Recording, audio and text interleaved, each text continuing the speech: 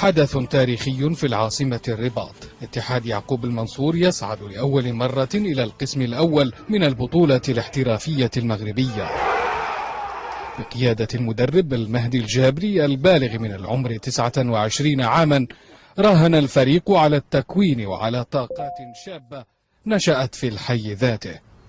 الحمد لله كنفتخروا بما أنجز، ونتمنوا ان شاء الله اننا نواصلوا في هذا المسار هذا ديال النتائج الايجابيه، ونثبتوا على ان هذا الصعود هذا للقسم الاحترافي الاول جاء عن جداره واستحقاق، وجاء عن طريق واحد العمل قاعدي مبني على اسس متينه.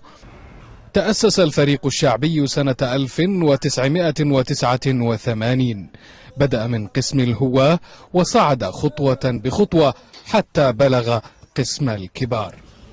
هذا الحلم، هذا حلم الجميع، حلم ساكنة يعقوب المنصور.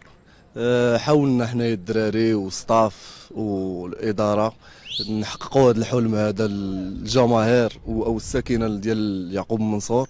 الحمد لله ما كانش الموسم سهل، والدراري كانوا على المسؤوليه بهذا الانجاز.